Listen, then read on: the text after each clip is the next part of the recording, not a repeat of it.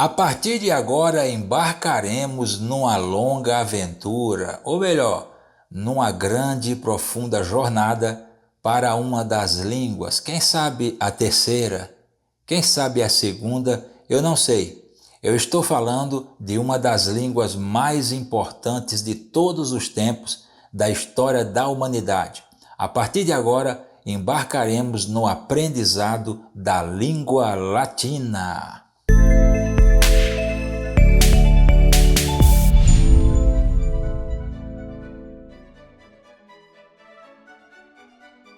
Tudo bem com vocês, gente? Eu sou o professor Giancarlo, sou professor de latim e a partir de agora nós começaremos uma longa jornada. Claro, é um curso básico, mas isso não significa que o curso não tenha conteúdo e que o aprendizado também não seja garantido com esse importante curso.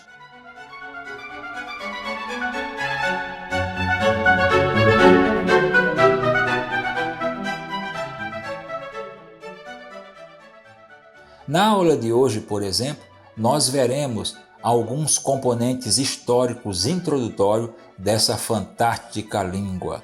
Portanto, essa aula é apenas uma visão panorâmica, direto ao ponto e sem enrolação, e depois na tão sonhada gramática latina, minha gente. Vamos lá então, ó. Inicialmente, veja essa tela aí, ó, com os antecedentes históricos. Veja no texto de Gênesis, capítulo 9, versículo 18, diz assim: os filhos de Noé que saíram da arca com ele foram Sem, Cã e Jafé. Em hebraico nós temos Shem, Han e Efete. Aí está o nome em hebraico e o nome aportuguesado, né? É Shem, Ham e Efete.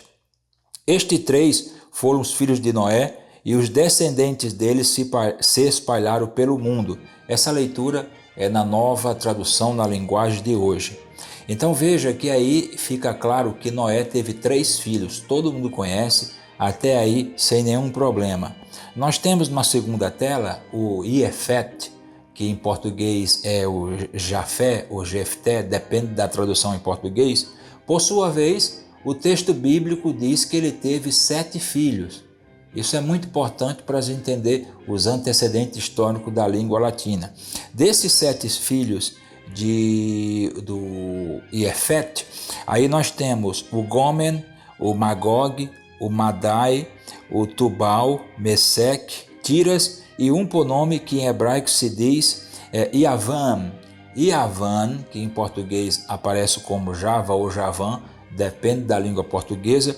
Esse é um dos filhos do Iefete. Portanto, o Jafã, o Iavan, é um dos filhos de Jefté, ou Jafé, dependendo da Bíblia em português. Desse filho se originou a Europa. Claro, tem muito mais questão, tem muito mais apontamento, tem muito mais detalhes, mas em síntese, então a Europa se originou a partir aqui de Iavan e os seus descendentes. Ok? Chegamos então na Europa e agora é muito importante destacar com uma pergunta retórica.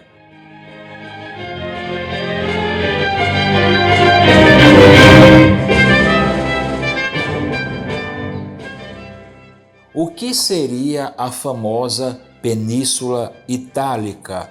Aí está a tela. O que é a Península Itálica? A Península Itálica, ou a Península Apenina, ela é uma das 3 penínsulas do sul da Europa. Até hoje ganha papel de importância ali na Europa. Então eu tenho 3 penínsulas do sul da Europa.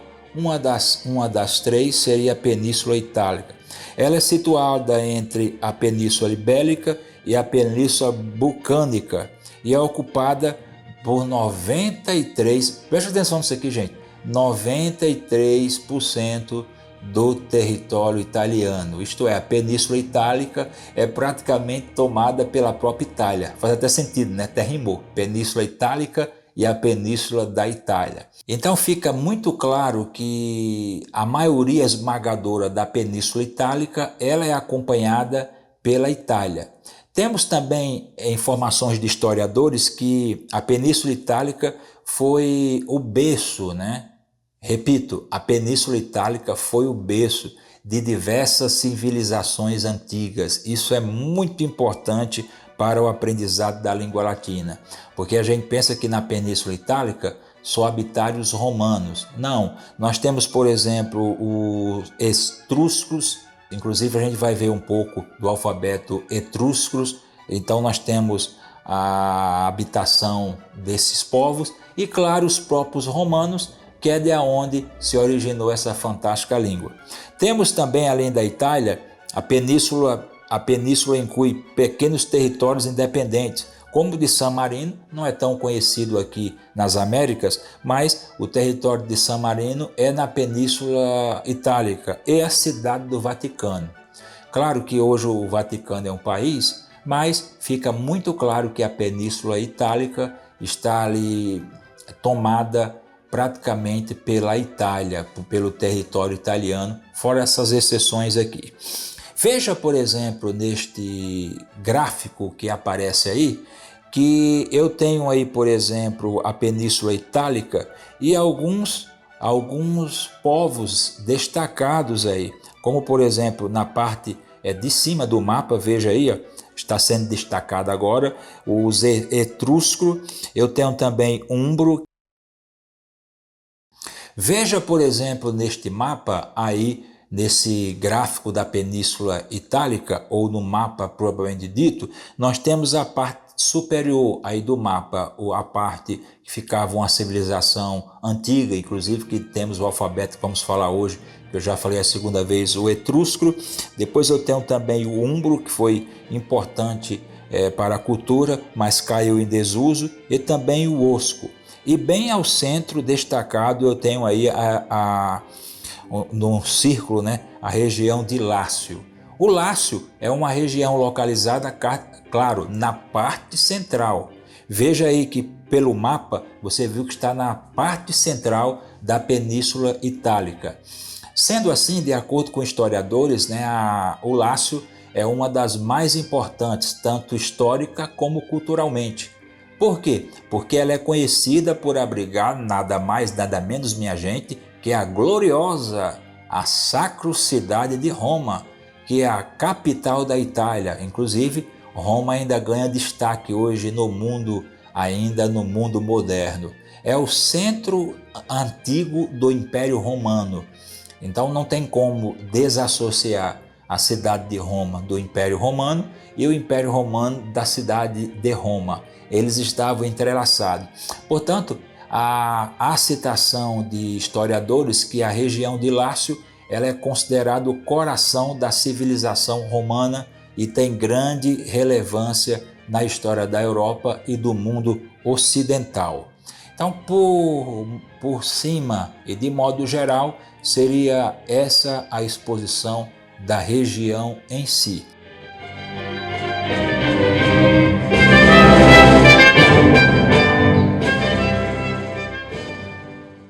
O que são as línguas itálicas? Pois na região eu falei de cultura e geografia e a tendência é que essas regiões, claro, tivessem as línguas. Então surge uma pergunta, professor Jean, o que seria as línguas itálicas? As línguas itálicas são uma família de línguas pertencente à grande família indo-europeia. Veja nesse gráfico aí, a família linguística indo-europeu, ela é uma família que tem um tronco bem primitivo, aí com cerca de 3.000 a.C. E a partir desse troncão, claro que não existe essa palavra em português, apenas para dinamizar aqui, a partir desse grande tronco foram surgindo grandes troncos menores, como por exemplo o germânico, que deu origem a várias línguas ali na região da Alemanha.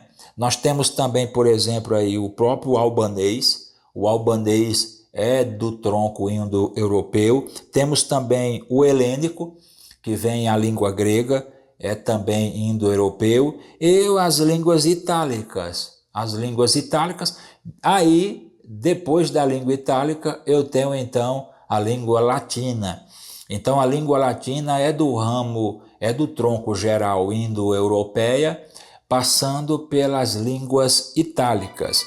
Surge então a pergunta, professor Jean Carlos, Como é que o latim, então, tornou-se mundial? Como é que o latim cresceu? A resposta é básica, simples, direto ao ponto, sem enrolação. Foi o avanço do Império Romano. O Império Romano começou ali antes de Cristo e, claro, tinha como idioma oficial o latim, e o latim agora se desenvolve por causa do próprio Império Romano, porque o Império Romano fez com que a língua tornasse universal.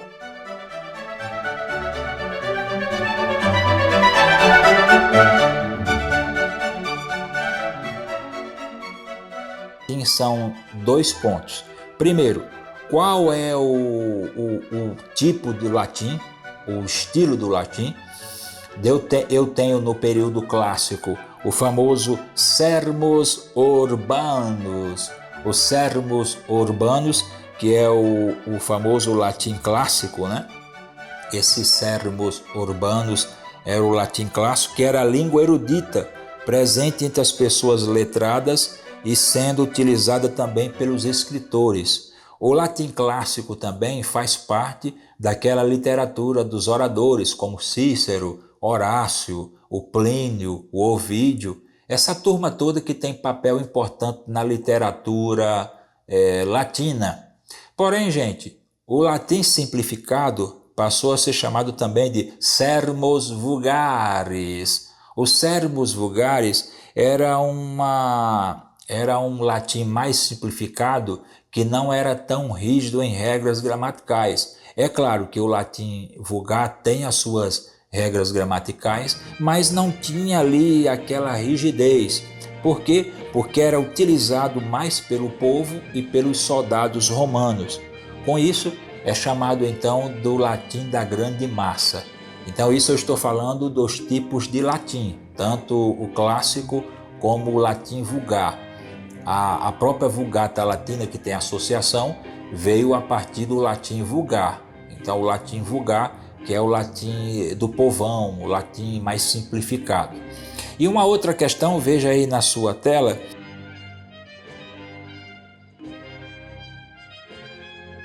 os detalhes da pronúncia.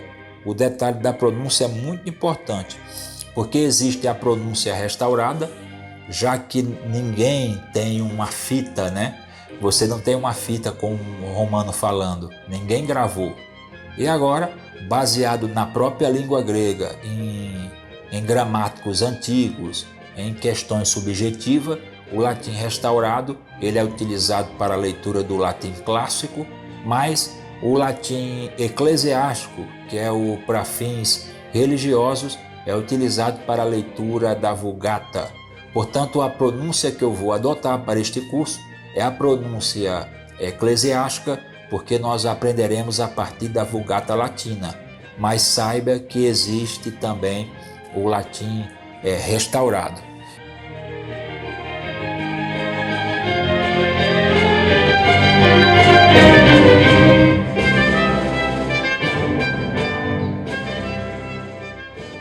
Veja essa tela aí para a gente encerrar nossa aula de hoje. Gostou? Você viu direto ao ponto, sem enrolação, desse primeiro tema, que é uma breve história da língua latina. Veja aí, ó. Vamos falar um pouquinho sobre o alfabeto latino.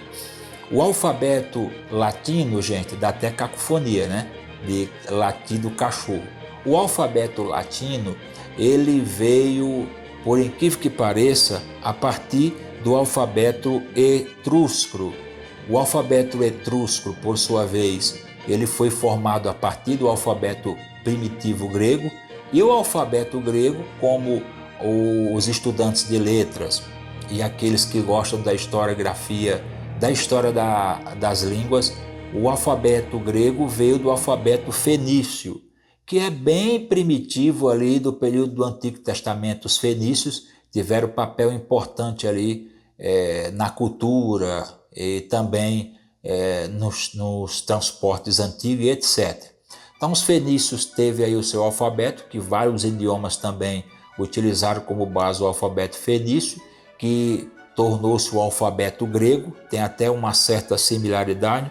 A partir do alfabeto grego, essa região que ficou na parte superior do mapa chamado de etrusco, usou um tipo de alfabeto a partir do grego. Aí sim, a partir do alfabeto etrusco, aí veio então o alfabeto latino.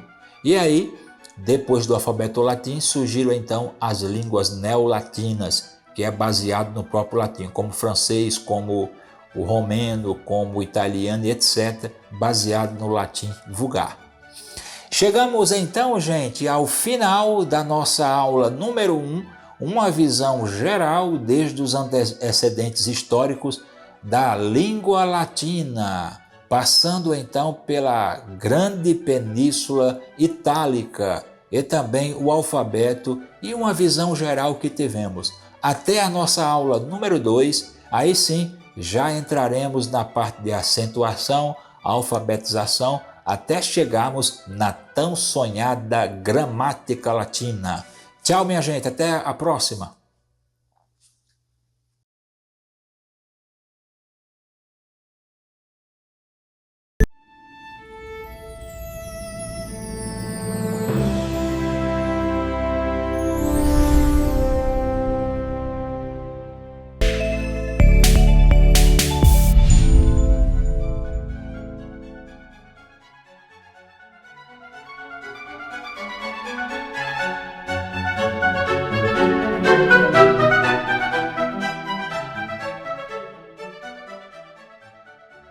Olá, meus queridos, tudo bem com vocês? Eu sou o professor Jean Carlos e esse é o seu canal, claro, do professor Jean Carlos. Você já sabe, aqui você tem letras clássicas, traduções da Bíblia, crítica textual e escola dominical.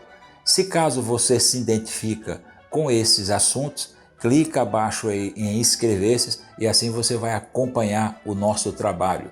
De repente talvez você conheça também, talvez você conheça alguém aí de sua cidade que gosta desse conteúdo, envia para ele também, meu filho, que com certeza será uma bênção na vida dele.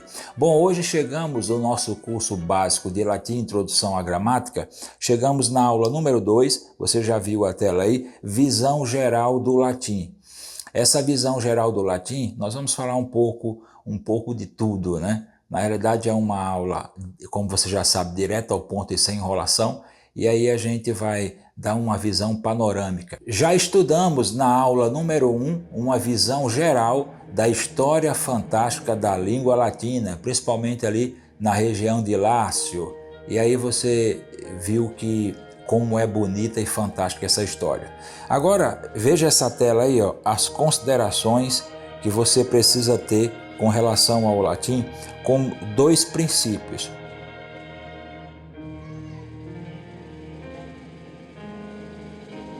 O primeiro, que é a divisão do latim, refere-se a diferentes fases e variações do latim ao longo da história.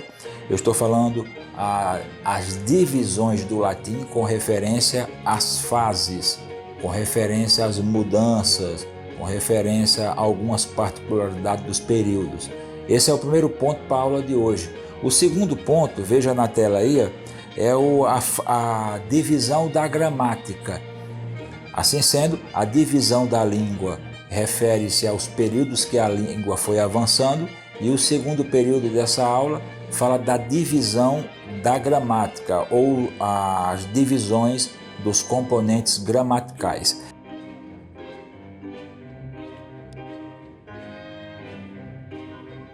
Em primeiro lugar, veja aí numa tela, de forma geral, de forma direta ao ponto, o primeiro período da língua latina. Veja que nós temos ali o Império Assírio, que implantou o famoso aramaico imperial. Depois do Império Assírio veio o Império Babilônico, né?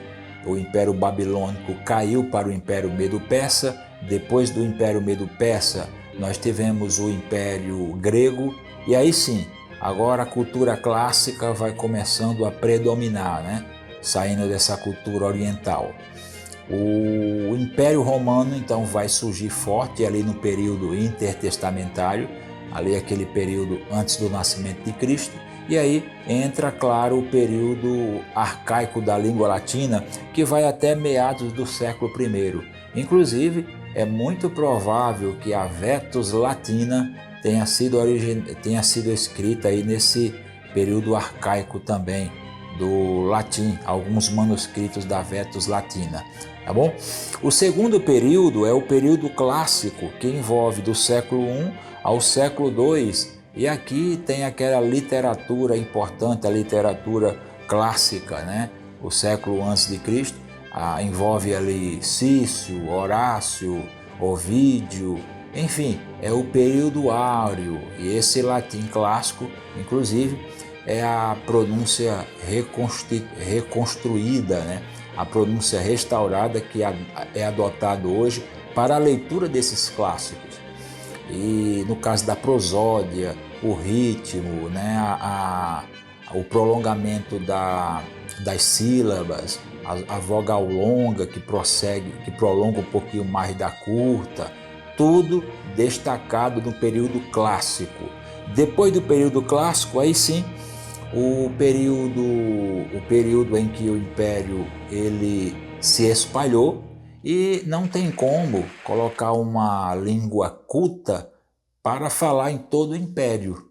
Então fica muito fácil, né, de entender. Não há como colocar uma língua técnica para falar com camponeses, agricultores, soldados.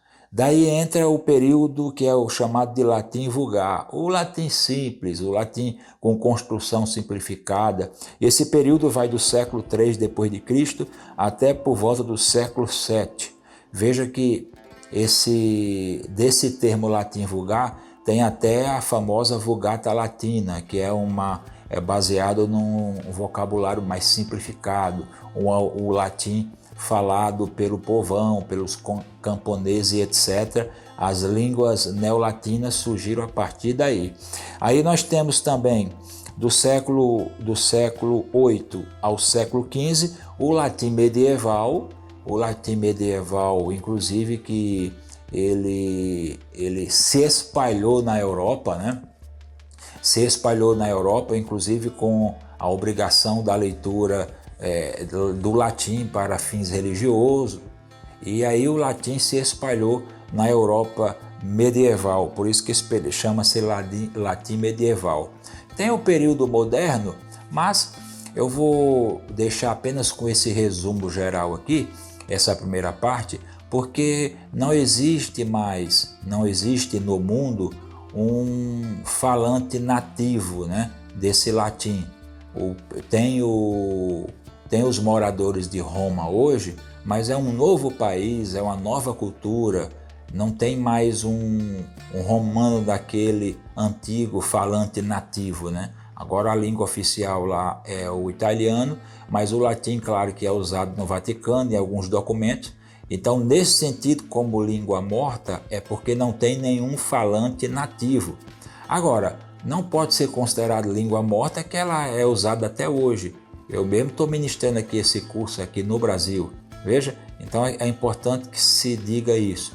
E o latim utilizado no período moderno.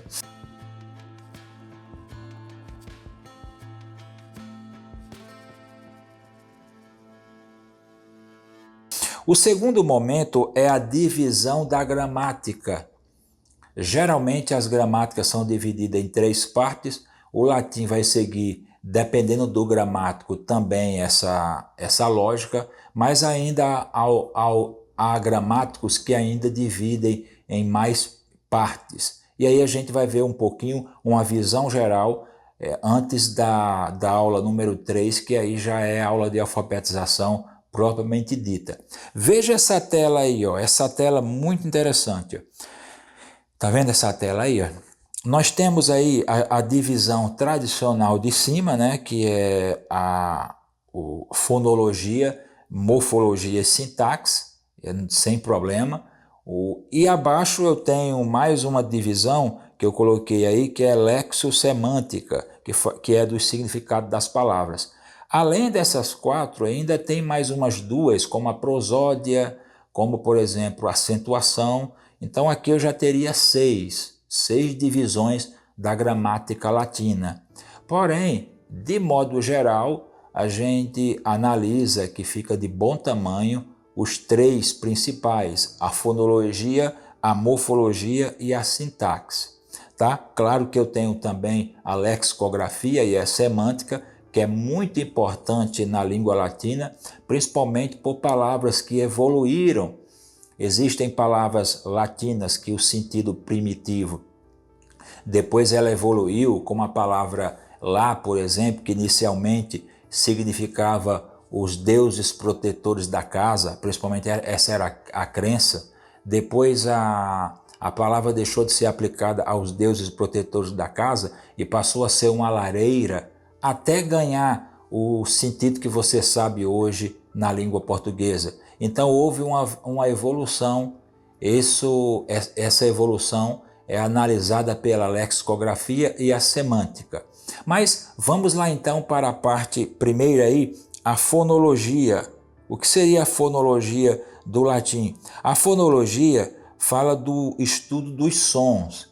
Claro que como o latim vulgar e o latim eclesiástico é mais simplificado, não tem tanta exigência rígida para a leitura de poemas, para a leitura que requer uma parte rítmica muito rigorosa. Aqui nós adotaremos apenas para leituras da Vulgata Latina, então há uma menor exigência nessa parte fonológica, mas a parte fonológica diz respeito aos sons, aos tons, à pronúncia, ao segmento e assim por diante. Veja essa leitura aí, para você ver uma leitura de um texto da Vulgata Latina. Eu estou adotando a nova Vulgata Latina do Vaticano, que eu julgo ser a melhor. In principio erat verbum, et verbo erat apud Deum, et Deus erat verbum. Viu? Uma leitura mais ou menos seguindo aí um ritmo normal, mas não com tanta rigidez. É uma leitura que com pouco estudo, você vai com poucas aulas, pouca dedicação, você vai conseguir ler. Então essa parte do som, por exemplo, in principio, veja que aí eu estou adotando um som, adotando uma sequência, tá bom? Lembrando, como eu disse, eu adotei a pronúncia romana, a pronúncia eclesiástica para a leitura da Vulgata. Agora vamos lá. A segunda parte, gente, é exatamente uma parte também de suma importância, que é a parte morfologia. Enquanto que a fonologia é o estudo dos sons, a morfologia é o estudo das estruturas. As estruturas da palavra, se é uma palavra que indicação, se é um sistema do nominal, se é uma palavra que modifica o substantivo, e etc. Então, eu falo das estruturas. Assim sendo, a morfologia se divide no estudo de como as palavras são formadas e flexionadas, abrangendo os substantivos, adjetivos, verbos e outros elementos da língua. Claro que o latim não tem artigo, mas o latim vai ter, por exemplo, preposições, conjunções, interjeições, mas essa aqui que eu citei, e aqui, claro, é apenas uma visão panorâmica.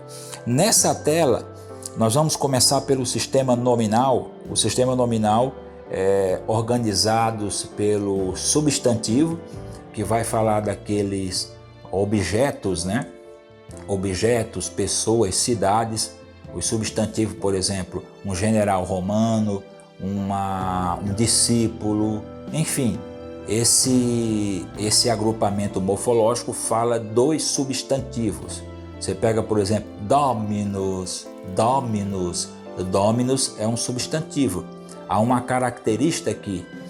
Eu tenho também os adjetivos, muito rico na língua latina, que eles dão qualidade aos substantivos, e os pronomes. Os pronomes também têm uma riqueza muito grande na língua latina.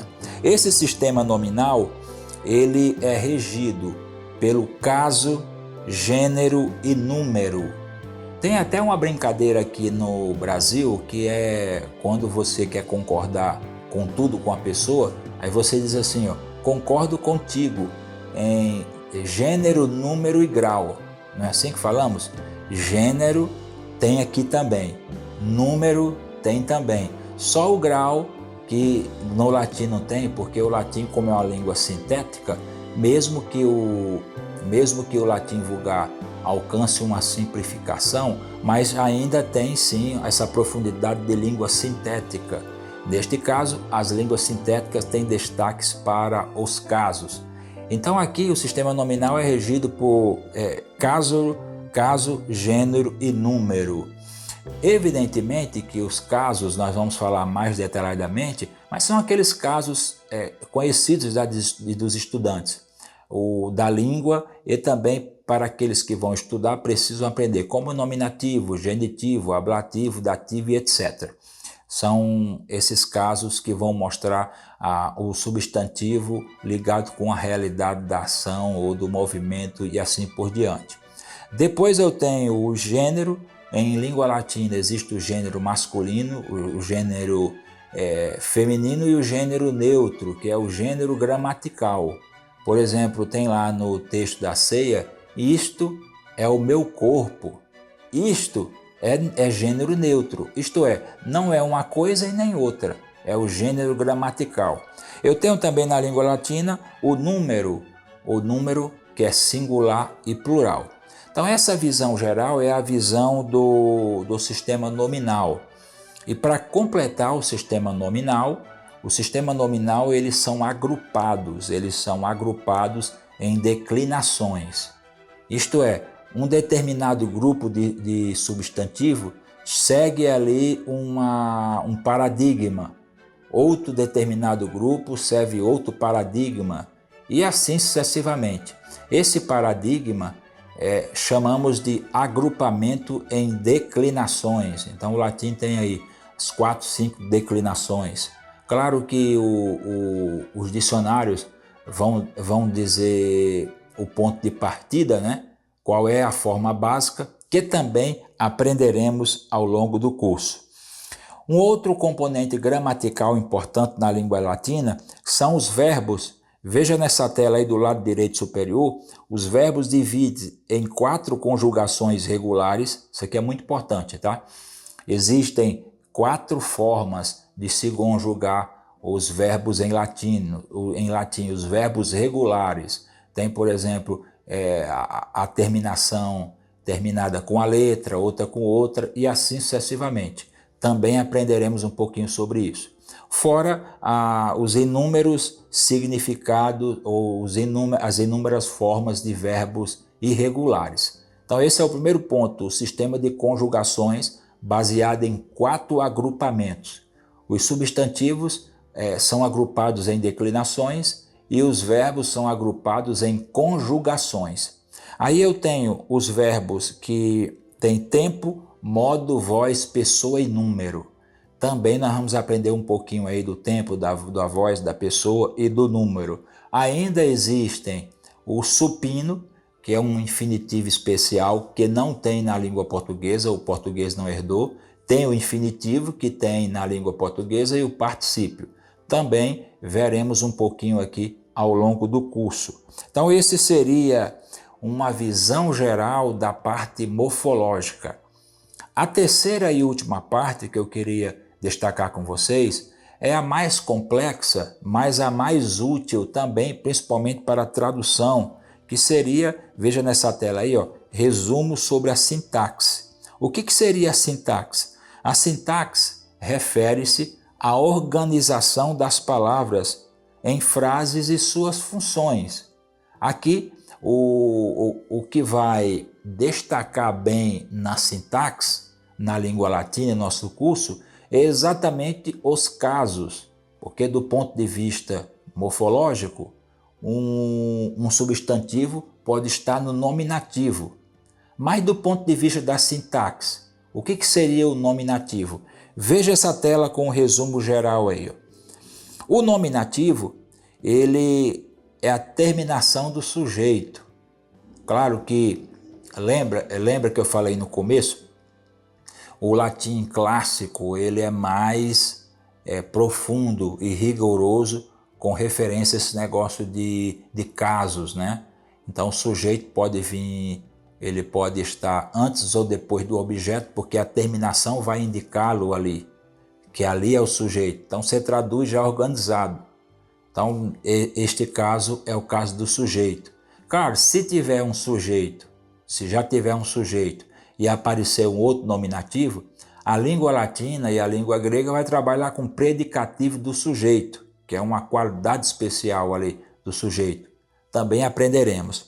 Aí o outro caso também que eu citei pode ser no genitivo, que indica, que traz uma ideia de posse. Aí eu tenho, por exemplo, o dativo, que funciona como objeto indireto. Eu tenho o acusativo, que é o objeto direto ou movimento.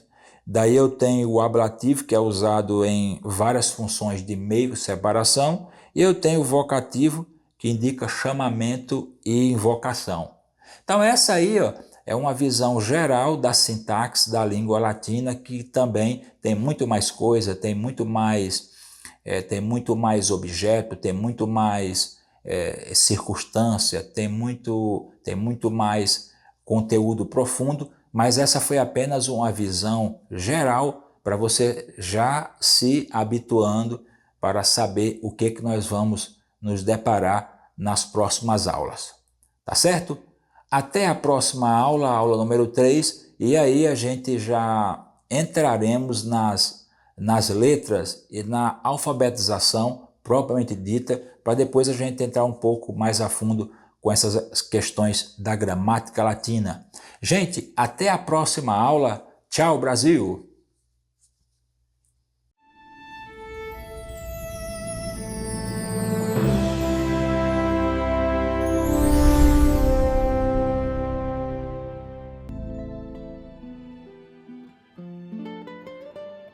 Fala aí, meus queridos, como é que vocês estão? Tudo bem com vocês? Seja muito bem-vindo ao nosso super curso primário de latim eclesiástico com o professor Jean Carlos, aqui no canal Entre Manuscritos. Se você gosta de crítica textual, traduções da Bíblia e letras clássicas, essa aqui é a sua estação preferida. Então, se você não é inscrito no nosso canal, clica aí, se inscreve e ative todas as notificações. Todas as vezes que eu colocar um vídeo como esse, o YouTube te notificará, pelo menos em tese, tudo bem? Se você conhece alguém também aí na sua cidade, na sua região, que gosta desse tipo de conteúdo, vocês podem também enviar o link para todos. É muito importante, gente, muito importante. Eu estou sempre falando aqui no começo dos vídeos. Esta aula, como as demais do nosso canal, eu estou gravando agora de improviso, tá? Eu não estou com nenhum prompt atrás ou com aquela tela que fica o texto andando, sem problema nenhum. Se alguém utiliza, não há problema nenhum nisso. Eu não gosto de utilizar porque a aula eu acho que não é jornal. Então, para que a sua experiência fique mais natural possível, parecendo com a sala de aula, então eu deixo rolar naturalmente e não fico editando aquelas pequenas pausas para que não fique tão artificial, tá bom? No vídeo de hoje, deixa eu preparar já vou preparar aqui a minha lousa digital. Gente, no vídeo de hoje nós vamos iniciar, olha que bacana, ocultar. Nós iniciaremos hoje a parte de gramática latina. Esse curso é um curso oferecido aqui pelo meu canal gratuitamente e agora já daremos início à parte de gramática latina. Olha que legal, nós já tivemos aí várias aulas sobre alfabetização, leitura, acentuação, história da língua latina. E hoje nós daremos início à tão sonhada gramática da língua latina. Para isso, vamos então para a nossa lousa digital. Aí está o seu curso primário de latim com Magister. Magister é professor, né? E Magister Jean Carlos. Aí nós temos aqui o anúncio da aula, né? Aula número 6. Hoje nós faremos uma visão geral da gramática latina, né? Professor Jean Carlos, por que tem que se estudar a gramática latina? Na tradução, uma tradução consolidada, uma tradução fundamentada, vai depender muito da gramática latina.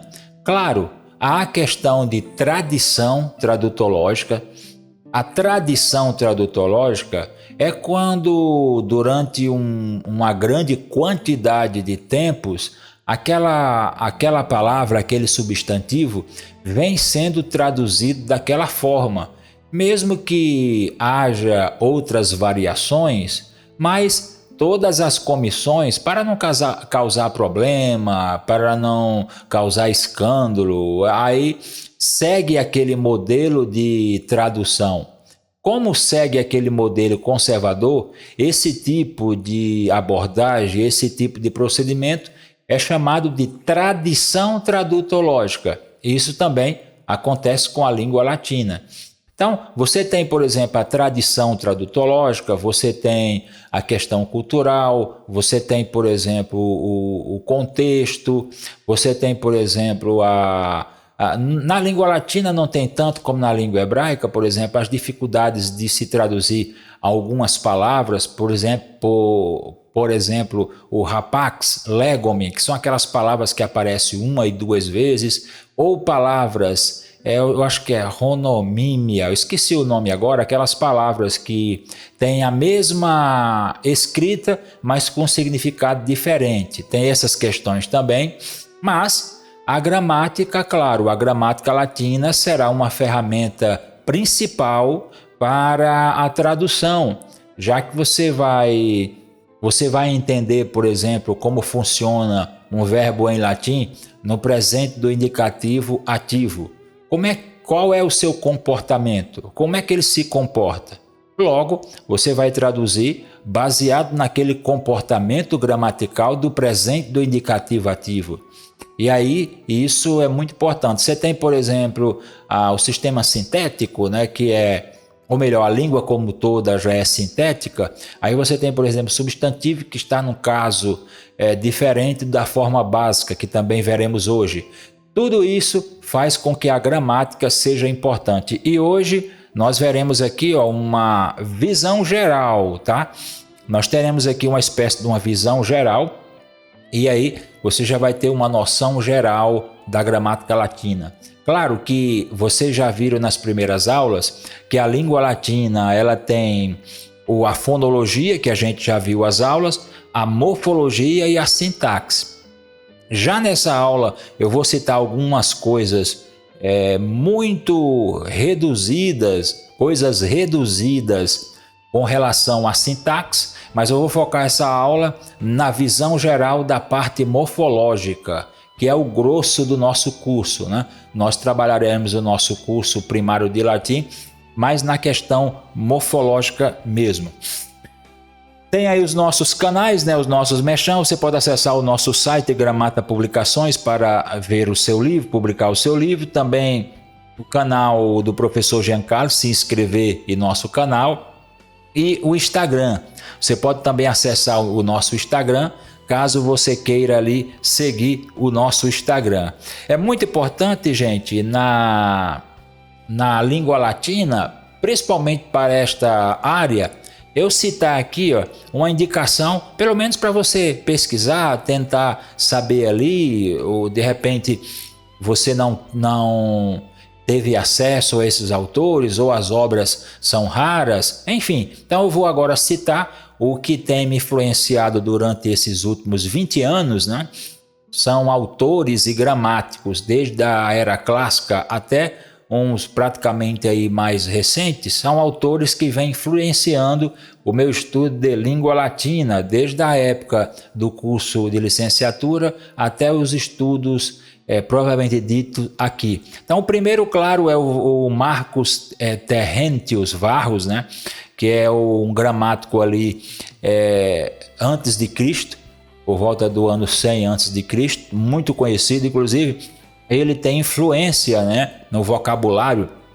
Influência no vocabulário seria quando o vocabulário iniciou no período, e aí os autores clássicos citam nas suas obras, dando ali uma ideia de segundo plano. Neste caso, Marcus Terentius Varros, conhecido também na literatura como Varrão, tem essa questão. Um dos mais renomados, né, Quintiliano, que é o Marcus Fabius Quintilianus, um dos mais renovados, já ali perto do período do Novo Testamento. O Aulio Gélio, né, que é também o Aulus Gellius no latim clássico, já ali chegando no século II, também tem obras conhecidas como Grammatus. O Aulius Donatus também, que é já um pouco mais tardio, né, do século IV, e o Priscianus Caesariensis. A forma portuguesa Priscianus Caesariensis, que já é do século V, século VI. Esses aqui são os que, inclusive, são consultados para a questão, inclusive, do latim reconstruído, que é o latim clássico, tanto o Quintiliano como o Varrão também. Agora, na segunda tela, nós temos os recentes, que temos obras, que temos ascetos ou citação, ou temos conhecimento. O padre Manuel de Paiva, que é do século XX, né? Também do Mosteiro de São Bento, São Paulo, muito conhecido, muito competente. O padre Francisco de Silveira Bueno, de 1898, da Faculdade de Filosofia, Ciências e Letras, claro que ambiente católicos e clássicos. Esse aqui também, muito inteligente e um trabalho fenomenal na língua latina, o padre João Pedro Gai, que é do século XIX, o padre João Pedro Xavier e o grande latinista Evanildo Beccara. Todos esses aí que influenciaram os meus estudos na língua latina nos últimos 20 anos. E aí você pode consultar estes aí. Pronto, feito isso, feito essas indicações de grandes nomes da língua latina, aqui você já pode ver, ó, eu acho que o mouse está aí, né? Aqui você pode ver uma visão geral do sistema morfológico na língua latina. Claro, aqui você não vai ver o artigo, porque o latim ele não tem o artigo, né? Não é como a língua grega que tem o artigo, não é como o português que tem um artigo. A língua latina não vai ter artigo. Então, morfologicamente, o que o latim tem? Primeiro, sistema nominal, claro, que é o predominante da língua sintética, né? Aí eu tenho o substantivo, pronome e o adjetivo, são os principais aqui do sistema nominal. Eu tenho o sistema verbal, também com as suas 5 perguntas, né? Qual é o seu modo, qual é o seu tempo, qual é a sua voz, qual é a sua pessoa e qual é o número. Portanto, igualzinho à língua grega, o sistema verbal da língua grega tem tempo, modo, voz, pessoa e número. E as famosas formas nominais, né? As formas nominais da língua latina tem 2 a mais com referência à língua grega. As formas nominais do infinitivo, né, que você já conhece na língua grega, inclusive no português. O particípio também vem como forma nominal. O supino, que é uma espécie de infinitivo, mas um infinitivo especial, também veremos um pouquinho. E o gerúndio, inclusive, que entrou no português. Claro que o infinitivo, o particípio e o gerúndio entraram no português. O supino não, porque o supino, essa ideia acabou prevalecendo o infinitivo. Pronto. Aí eu tenho agora algumas questões de partículas ou questões morfológicas invariáveis. Eu tenho, por exemplo, o advérbio na língua latina. Eu tenho 7 categorias, né? Várias categorias. Eu vai ter aqui o tempo, o lugar. Eu tenho aqui a preposição. Essas palavras invariáveis, vocês têm, por exemplo, a preposição, né? Que ela não se modifica.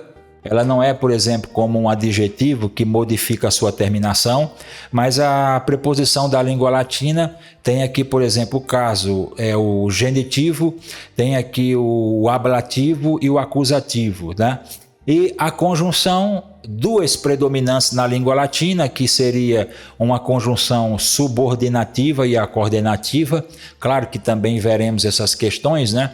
Você tem, por exemplo, aquela conjunção que liga, a conjunção que coloca opção, a conjunção que separa, tudo isso dentro da conjunção subordinativa e coordenativa. E não menos importante é a interjeição, né? A interjeição também aparece na língua latina, na Vulgata Latina, que ela já mostra as questões das emoções, né? As emoções, sentimentos, reações espontâneas. Então, tudo isso aqui é uma visão geral do sistema morfológico.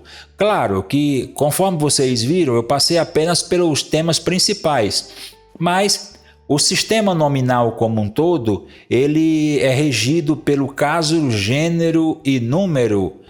Veja que no português tem uma pequena diferença, né? Na língua portuguesa não herdou o caso. Você tem gênero, número e grau. Virou até chavão, né? Mas na língua latina não. Você tem caso, gênero e número e também a declinação. Porque a língua latina, se você tem, por exemplo, nós falaremos um pouquinho na parte 2 dessa aula, se você tem, por exemplo, um substantivo na forma básica, só que aquele substantivo na forma básica, ele não vai ser rígido para todas as ações. Tem uma hora que ele vai ser flexionado. E aí ele não vai poder aparecer no dicionário, porque o dicionário não tem como colocar todas as palavras. As palavras chamadas principais são chamadas de forma básica. Só que, por exemplo, a determinada terminação, ela pertence a um paradigma, né? Então você tem aquela palavra que tem um paradigma e você vai colocar o radical com esse paradigma. Só que cada declinação tem o seu paradigma. Também a gente precisa ver isso nas próximas aulas. Mas aqui, voltando para o substantivo, por exemplo, os casos você pode trabalhar aqui com nominativo, genitivo, dativo, acusativo e vocativo. São os casos referentes ao substantivo e adjetivo e o pronome. Você pode trabalhar também com o gênero, masculino, feminino, e a língua latina trabalha muito essa questão do neutro, isto é, não é uma coisa nem outra, e número, o singular e o plural. O dual, que veio aí das línguas semíticas, acabou não ganhando força nas letras clássicas, né? Já no sistema verbal, você vai trabalhar com 4 modos, né, que é o modo indicativo, o subjuntivo, o optativo, o imperativo. O tempo, você vai ter o tempo presente, o imperfeito, o futuro, o auristo que não tem na língua latina, aqui da língua grega, tá? Então tira aqui o perfeito e o mais que perfeito, o auristo é da língua grega, não saiu. A voz, você vai ter a voz ativa, média e passiva, tá bom? E aí segue uma sequência natural que a gente vai apresentando nas próximas aulas. Evidentemente que essa tabela acabou entrando da língua grega, o modo optativo é exclusivo da língua grega, não herdou na língua latina, como também o tempo auristo. Tá bom? E seguindo aqui, vamos para outra aula que é justamente um resumo, né? Um resumo dessa forma básica. E aí essa outra parte dentro dessa aula, ela deve ser acompanhada com a seguinte leitura. Para encontrar uma palavra no dicionário em latim, é essencial saber qual é a forma básica, aquilo que eu acabei de introduzir para ficar mais fácil com a leitura, que aparece registrada. O latim não organiza verbos, substantivos e adjetivos pela forma que você encontra no texto, exceto se no texto estiver na forma básica, claro, né? Mas sim por formas específicas, chamadas de lemata. A lemata está aqui como uma paroxítona, né? A seguir está um resumo claro e prático dessa questão. Por exemplo, os substantivos na forma básica, como é que ele vai aparecer na forma básica do dicionário? Ele vai aparecer no caso nominativo singular, seguido do genitivo singular e da declinação. A declinação por hora vamos deixar, porque eu vou deixar para aulas posteriores. Essa questão do genitivo é o segundo caso, conforme você vai ver aqui, ó, é o segundo caso aqui que vem na sequência. Tá vendo aqui na sua tabela? A terminação do nominativo, isto é, uma forma final específica para o nominativo e uma forma final específica, olha que legal, para o genitivo. Aí o que os latinistas fizeram? Essa forma final do nominativo, claro, já está na palavra, aí o latinista coloca uma vírgula e a forma final do genitivo. E aí você sabe que aquilo lá é um substantivo com essas duas questões. Conforme o exemplo aqui, ó, você tem, por exemplo, roça, aí eu tenho ó, roce. Esse segundo exemplo já não está mais no nominativo, então é assim que você vai encontrar no dicionário. A entrada que você vai procurar é roça, que é a palavra roça. Então, neste caso, se no texto aparece roçan, ou roce, ou roçarum, você deve procurar roça. Viu que interessante? Roçarum, você não encontrará, porque está flexionada. Então, a forma básica é a primeira que aparece na entrada do dicionário. Adjetivos. Os adjetivos aparecem no nominativo singular masculino, feminino e neutro. Isso é muito importante porque você tem a terminação. Bônus. Bônus é a primeira palavra que vai aparecer no dicionário. Bona, bona ou só a letra A. Depende do dicionário, coloca a palavra inteira ou só a letra A. Isso significa que isso, eu estava falando, está sem tela, né? Repetindo aqui, ó, bônus. Bônus está no nominativo singular. Aí bona já mudou o final aqui, ó. Saiu o U e o S, entrou o A. Isso significa que bona já é nominativo singular feminino. E o bono já é nominativo singular neutro. Viu que interessante? Então, geralmente, as formas básicas que os dicionários vão entrar é dessa forma. E assim por diante. Tá bom? Para encerrar essa aula, eu gostaria de ver aqui um texto com vocês e a gente, pelo menos os 3 primeiros, para não ficar tão longo e também tão maçante, porque depois, eu só dando a largada, você pode seguir perfeitamente. Então, eu tenho aqui um texto de João, in principio erat verbo erat apud, Deo, et Deo, et Deus, erat verbum. Tá vendo? Então eu tenho aqui ó, esse primeiro versículo em latim. Bom, em primeiro lugar, em amarelo aqui, eu tenho in, a classe morfológica, preposição. Viu que interessante? Então aqui o versículo começa com preposição. Qual é o sentido dessa preposição? Em, no, dentro de. Claro que não tem como traduzir neste exemplo aqui dentro do princípio, fica fora de anexo, né? Então, geralmente vai aqui a tradução convencional, no e assim por diante. Princípio, princípio, por que é princípio? Eu tenho o N e o C na segunda sílaba. Nessa segunda sílaba, isto é, da primeira para a segunda sílaba, eu tenho um encontro de 2 consoantes. Neste caso, essa sílaba será é boa, hein? Essa sílaba será longa, por isso, princípio, tá? Princípio, forma básica, principium. Isto é, princípio está flexionado. Então, a forma básica seria principium, principi. A classe seria um substantivo, claro. O gênero neutro, olha que interessante, por isso que está princípio, está no neutro. O número singular e a tradução princípio começo. Viu? Aqui mudou o gênero, né? Então eu tenho esse substantivo. Significa que essa terminação aqui no neutro eu acharia pela letra. Então você vai ter o substantivo no nominativo singular masculino, nominativo singular feminino e nominativo singular neutro. Você vai achar lá essa questão. Outro aqui no texto, somente esse para não ficar tão longa a aula, né?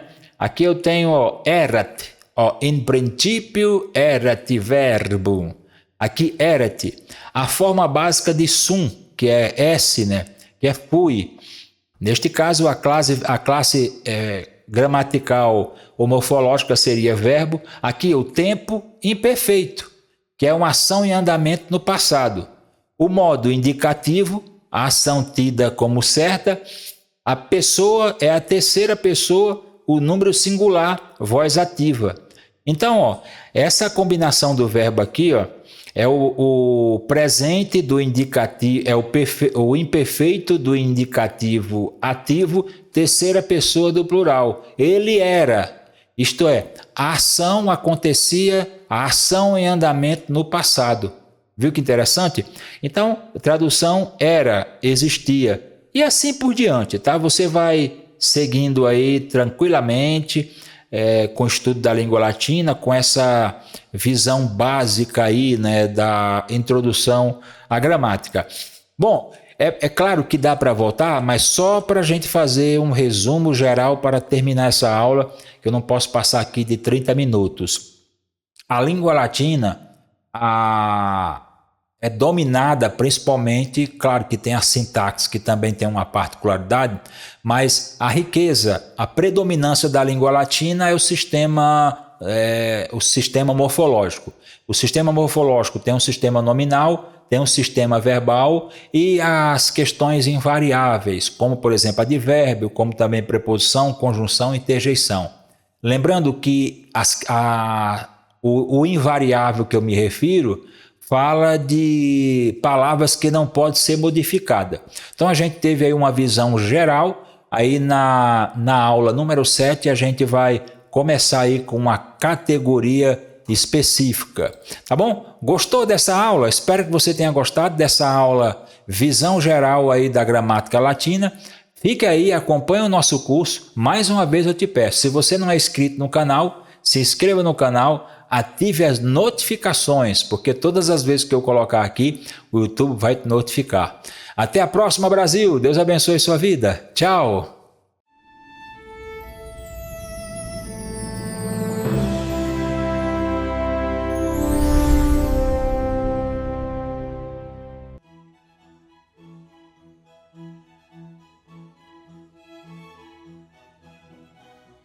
Fala aí pessoal, tudo bem com vocês? Eu sou o professor Jean Carlos e esse é o seu canal, o canal do professor Jean Carlos. Aqui você tem letras clássicas, traduções da Bíblia e crítica textual. Se você se identifica com esse conteúdo ou até mesmo conhece alguém aí na sua cidade que se identifica com esse conteúdo, primeiro, claro, você pode se inscrever em nosso canal. Gente, tem um dado alarmante aí. 70% das pessoas que assistem os meus vídeos, que acompanham os vídeos, não são inscritas ainda. Esquece, né? Por algum motivo. Então, se você é uma dessas 70%, clica aí no botão se inscrever, é de graça, e ative as notificações, tá bom? Assim o YouTube te notificará. E em segundo lugar, se você conhece alguém que se identifica com esse conteúdo de crítica textual, letras clássicas e traduções da Bíblia, você pode enviar o link para ele e aí ele vai também se inscrever no canal. Bom, muito bem.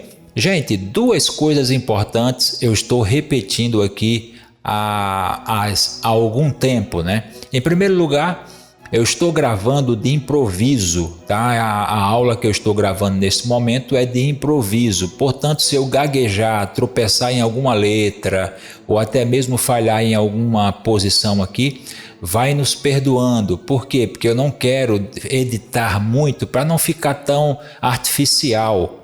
E aí eu quero que você fique com a experiência aí, uma boa experiência do usuário. E a segunda questão é que, claro, hoje é um assunto mais de gramática, né, ou de introdução à gramática, ou até mesmo da língua latina, mas mesmo assim, em alguns pontos eu não sou dono da razão, nem sou dono da verdade. Mas continue conosco aí, porque com certeza vai ser uma benção tê-lo aqui comentando e participando. Bom, minha gente, hoje nós teremos a aula número 3 e já iniciaremos a parte de fonologia, né? Nós tivemos aí a aula 1, uma breve história da língua latina. Na aula 2 nós tivemos aí uma visão geral, inclusive falamos aí um pouquinho sobre fonologia, mas aí nós teremos agora 3 grandes aulas de fonologia propriamente dita, que é o estudo do som, né? Evidentemente que ainda veremos algumas definições. Também nós enfatizaremos a questão da leitura do latim, de como localizar uma sílaba longa para fazer ali a sílaba tônica, e também veremos as consoantes e vogais, tá bom? Então essa fonologia nós dividiremos em 3 partes, do modo que não fique tão maçante e a aula vá direto ao ponto e sem enrolação. Vamos então para a nossa lousa digital, vamos lá? Combinado? Vamos já para a nossa lousa digital. Bom, aí está a nossa lousa digital, então nós temos sonorização da língua latina. Aí, para que você conheça um pouco deixa eu pegar aqui a aula 3, né? Voltando um pouquinho aqui, né? Curso primário de latim, Magister Giancarlos, aula 3. Aí tem os nossos canais, né? Para que você entre em contato. E aí agora sim, nós temos uma leitura para você acompanhar, para ter o primeiro acesso. Eu vou ler aqui o verso 1, né, do Salmo, no caso da Vulgata Latina 22, no texto massorético 23. Salmos, você pode repetir, ó, Salmos, David, que é a paroxita, Dominus Pacit, Pacitme, et Nickel Mic Derit. Então, Psalmos David, Dominus Pacitme, et Nickel Mic Derit. Essa leitura é a leitura no latim eclesiástico, tá? Muito importante. E já depois dessa leitura, é muito importante também, gente, nós não temos, ninguém tem uma fita gravada de um romano falando no primeiro século. Isso é evidente, isso serve também para o próprio grego do Novo Testamento, né? Ninguém tem uma fita falando. E aí tem 2 teorias principais, a teoria do latim reconstruído, né? Que é inclusive a partir da língua grega. Eu acho que esse tipo de latim reconstruído tem um certo sentido, mas nós temos o latim eclesiástico, que é a partir da reconstrução de Roma. Latinistas católicos, inclusive, têm sugerido, faz também sentido. Se começou por Roma, então evidentemente que deveria ser Roma que deveria implantar um sistema de pronúncia.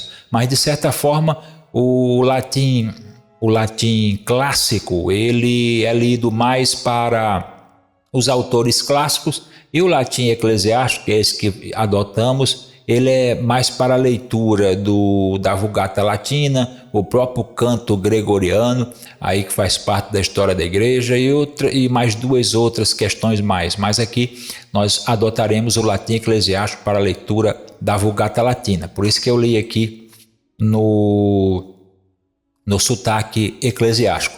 Veja aí, ó, no nosso caso de lousa digital, a divisão da gramática latina que a gente já viu, só vamos aqui citar rapidamente a divisão, que é a fonologia, a morfologia e a sintaxe. Você pode acompanhar essa aula na aula 2.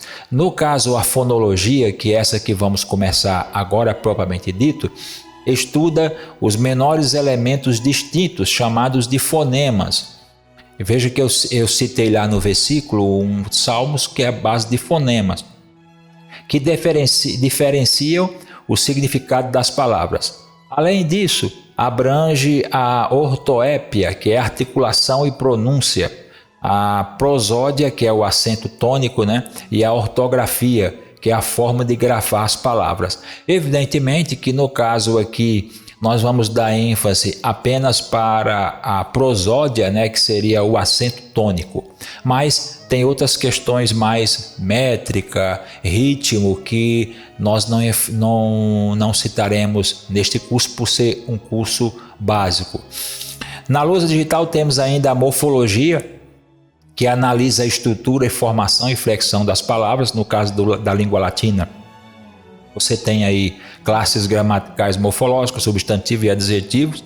A gente já viu isso detalhadamente na aula 2, na visão geral. E a própria sintaxe. A sintaxe estuda as relações entre os termos da oração. Ela é diferente da morfologia. A morfologia, enquanto que descreve as categorias, a sintaxe analisa as relações. E a sintaxe de letras clássicas, ela é muito profunda. Inclusive, nós teremos aqui umas 2, 3 aulas de sintaxe, mesmo sendo um curso básico. Vamos agora, veja na sua lousa digital aí, uma visão geral do alfabeto, com 3 questões iniciais.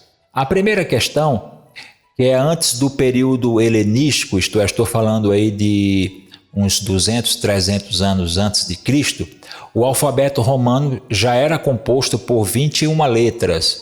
Então veja que isso é muito importante, porque agora o número de letras é maior. Por quê? Por causa da influência grega em Roma.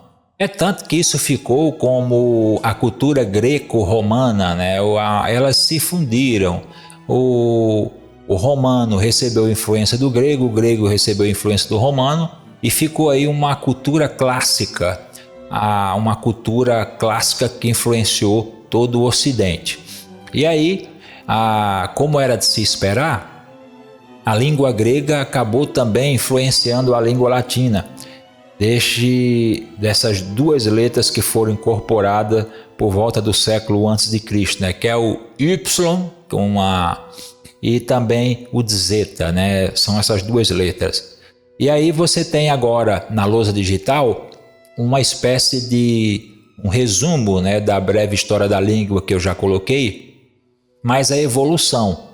Temos primeiramente aí o alfabeto fenício, né, que ele é muito antigo. Do alfabeto fenício, nós temos o alfabeto grego, tá aí ó, alfa, beta e etc. E aí, por incrível que pareça, ainda de intermediário, nós temos o alfabeto etrusco. Esse alfabeto etrusco também eu detalhei ele na aula número 1. E aí só depois você tem o alfabeto latino. Evidentemente que a evolução das letras é assunto para uma outra aula, e aí depois eu vou preparar. E a terceira questão é em relação ao próprio alfabeto, né? Eu vou ler de uma forma portuguesada, depois a gente aprimora. O A, o B, o C, porque o C em latim nós vamos usar com esse som de C, o D, o F, o G, esse som em latim, né? Tem esse som na palavra Septuaginta da forma portuguesada, Septuaginta, viu? Gin é uma espécie de um DG. Ra, o I, o K, o L, o N, o P, o Q, o R, o S, o T, o U, o X, Igraíca, tá vendo? O Igraíca vem do Y em grego e de zeta, caiu de Z, né? Tá? Então isso é muito importante para que você entenda algumas questões, né?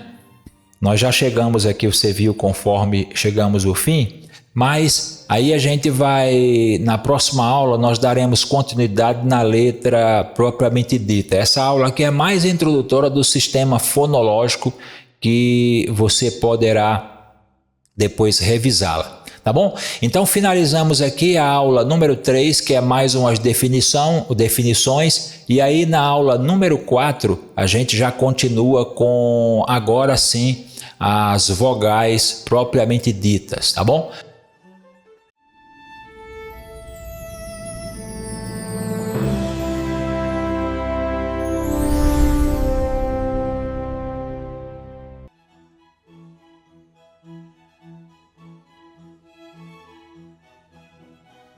Fala aí, meus queridos, como é que vocês estão, hein? E aí, como é que foi a sua experiência com a aula número 3, uma pequena introdução à fonologia? Eu sou o professor Jean Carlos e esse é o seu canal, o canal do professor Jean Carlos. Aqui você tem letras clássicas, traduções da Bíblia e crítica textual. Se você se identifica com esse conteúdo, se inscreve aí em nosso canal. Gente, eu estou falando de improviso, é muito importante você entender isso. Eu estou falando de improviso. Eu não estou com nenhum texto atrás aí da câmera para que eu fique repetindo. E aí, se caso eu gaguejar ou tropeçar em alguma palavra, você não se perdoe, porque eu não quero editar a fim de que fique muito artificial, né? Porque aqui não é jornal, é uma aula. Eu quero deixar a experiência com o usuário o mais próximo da realidade possível, tá? Então, você pode aí se inscrever. E também, se você conhece alguém que se identifica com esse conteúdo, você pode enviar para ele, para ela, o link. Bom, vamos lá? Gente, hoje nós vamos dar continuidade à nossa aula número 4, né? A aula número 4, que é a parte 2 da fonologia. Lembre-se que já vimos detalhadamente na apresentação da língua, na aula 2, uma parte da língua latina, fonologia, outra parte a morfologia e a terceira parte a sintaxe. E aí a gente aprofundou um pouco os conceitos de fonologia na aula passada e agora vamos sim entrar de vez nas vogais longas, vogais breves, uma sílaba longa, sílaba breve, acentuação, ditongo e etc. Então essas duas próximas aulas entrará nesse campo aí. Vamos lá para a nossa lousa digital, conforme você já sabe, aparece aí o curso primário de latim com Magister Jean Carlos, tá? Fonologia, aula número 4, então nós teremos aqui, tá? Conforme você já sabe, as nossas comunicações, né? Você pode entrar em contato aí conosco, você pode também publicar seu livro, você pode adquirir algum livro conosco, com certeza vai ser uma bênção, tá? Fonologia das vogais no latim já está aí na sua lousa digital. Antes, porém, 3 coisas importantes que você precisa saber nesta aula de acentuação, vogais, enfim, aula de fonologia. A primeira, que o latim não há vogais nasais. Esse exemplo, por exemplo, de mãe, exemplo de amém, é muito leve quando você tem a junção de vogais com N e M, é muito leve, não há nasalização. Veja aí na sua lousa digital, é muito importante também que você entenda que não há em latim redução vocálicas como em sílabas átonas. Como exemplo, você tem, por exemplo, a palavra menino. Geralmente, dependendo do lugar, a pessoa fala menino. Isso acaba pegando na língua do dia a dia, isso pega em qualquer idioma, então isso significa que aí é uma redução em sílabas átona. No caso da língua latina, as vogais serão pronunciadas reais, do jeito que elas são, sem redução vocálica. E em terceiro lugar, claro, não menos importante, que é a questão do princípio fonológico central, é a clareza vocálica. Se você tem um som de E, se você tem um som de O, vai ser sempre o som de E, não vai ser um som de I e nem de E. E assim você vai entendendo essa questão, tá bom? Dando um passo agora, nós entraremos nas vogais, com 2 questões também que você precisa entender. A primeira é que existem vogais breves e existem vogais longas.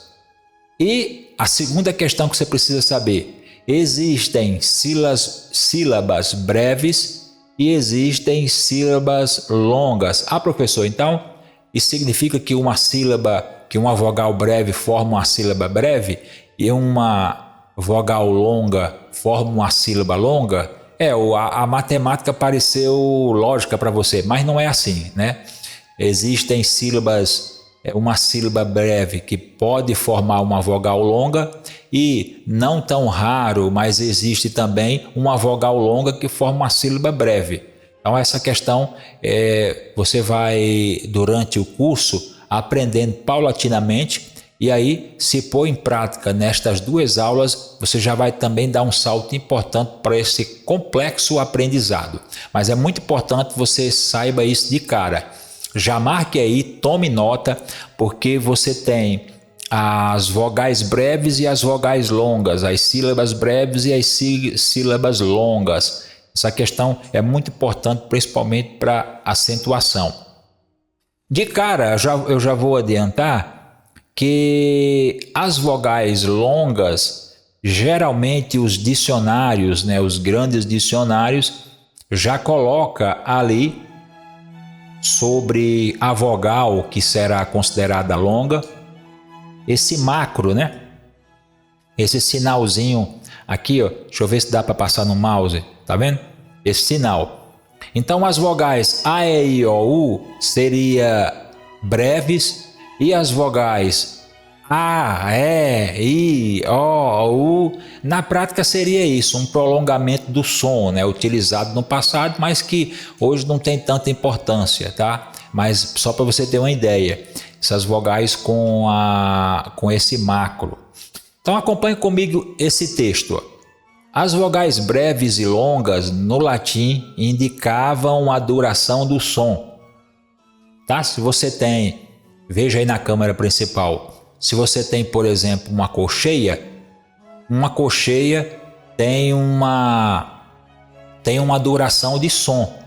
E quando você desce a mão e vai subir novamente, pelo menos num tamanho ali normal, quando você toca a cocheia embaixo, quando você chegar no meio do percurso, o som da cocheia já acabou. Pá! Viu?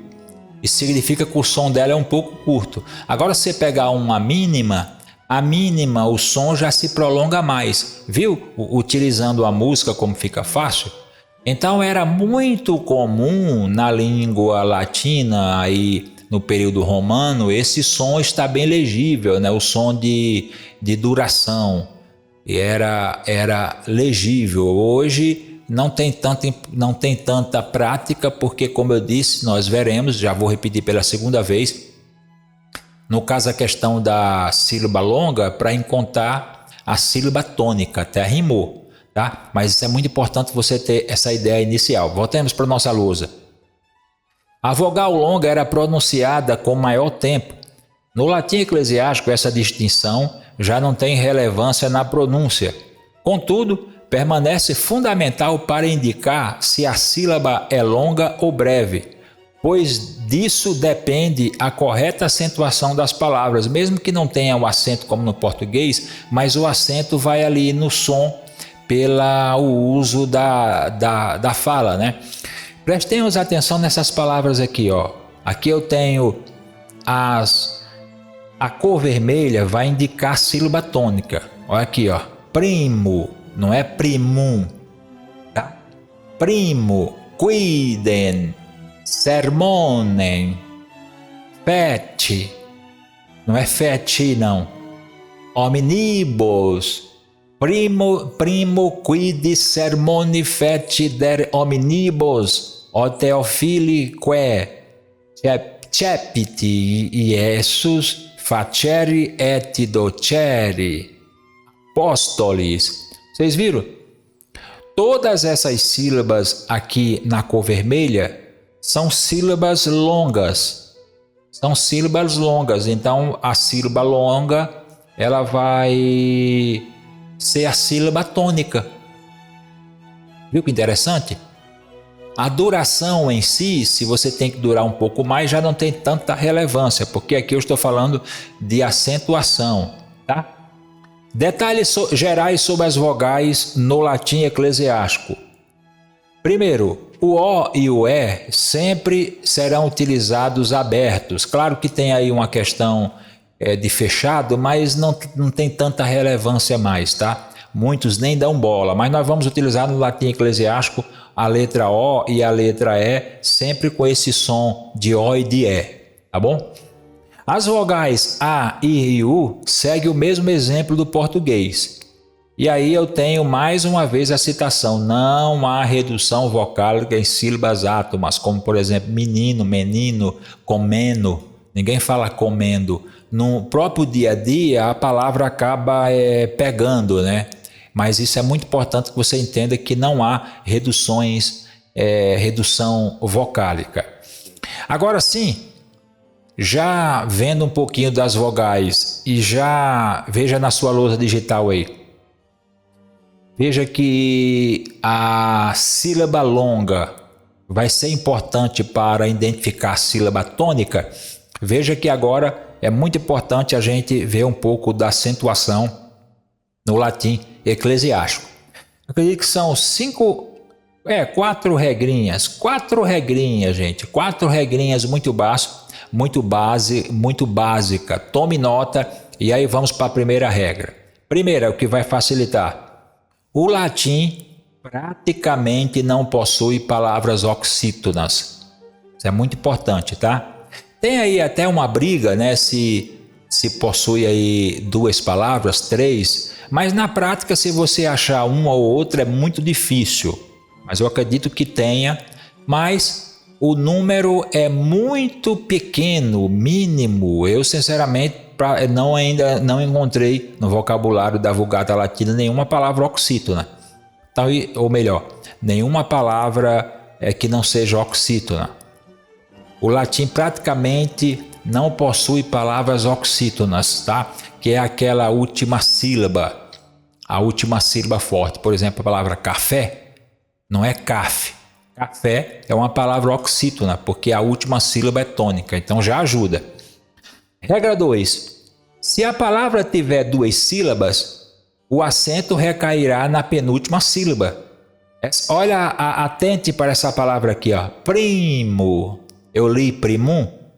Primo, a palavra primo tem 2 sílabas. Cuidem, mesmo que cada sílaba tenha 2 letras, cuidem também tem 2 sílabas. Pet, viu? Também tem 2 sílabas. Então a regra 2 é clara. Se a palavra tiver 2 sílabas, o acento, isto é, a sílaba tônica, recairá na penúltima sílaba. Tá bom? Então isso é muito importante. Se você tem aqui, ó, penúltima e a última, né?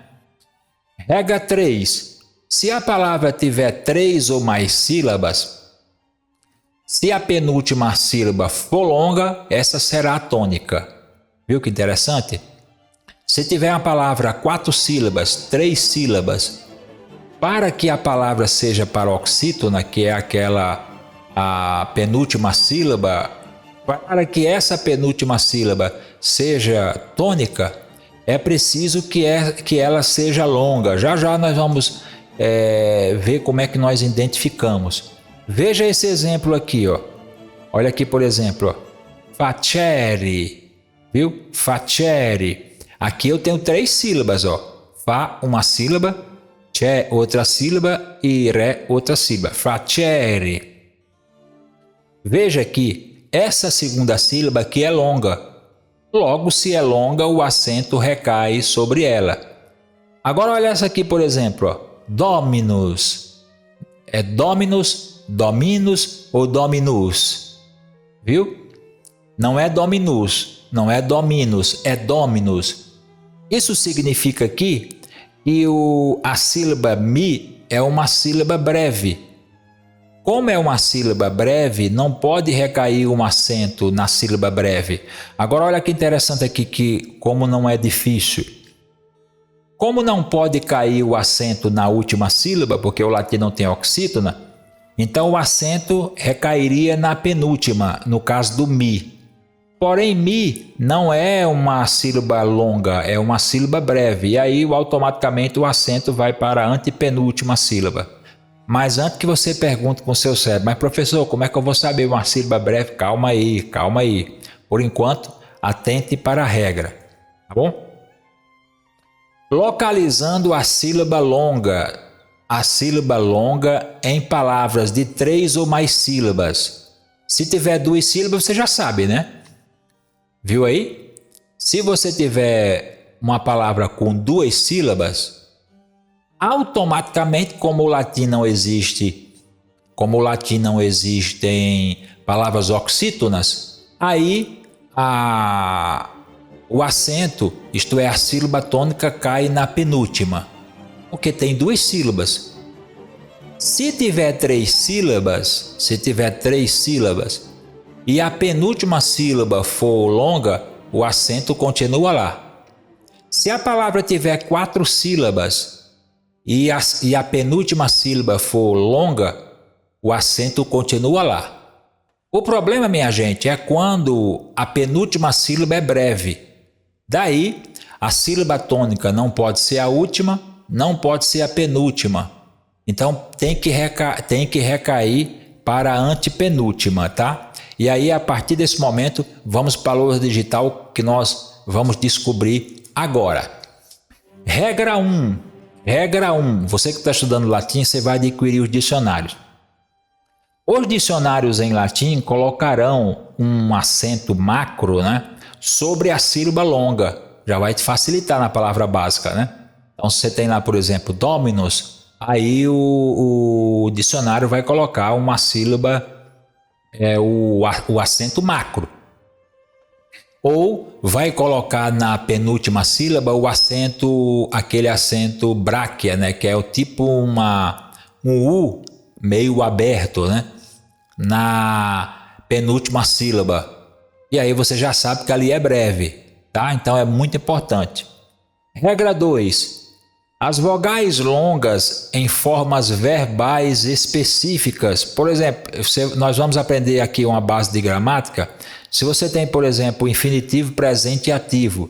Geralmente os verbos latinos do infinitivo presente e ativo terminam aí principalmente nessa combinação, ó, are, ere e ire. Todos esses verbos aqui, a sílaba do meio vai ser longa. E aí não tem jeito, aqui vai ter o acento tônico. Vamos, por exemplo, aqui, ó os verbos amare, viu? Não é amare. Por que amare? Porque esse verbo é infinitivo presente e ativo. E aí a terminação aqui, are, tá vendo? Portanto, amare é uma paroxítona, porque aqui está a sílaba longa no meio. Videre, videre, viu? Não é videre. Por quê? Porque aqui eu tenho infinitivo presente ativo, repito, insisto, ere. E audire. Então, amare, videre, audire. Essas sílabas aqui do meio são longas porque são infinitivo presente ativo. Essa é a regra 2.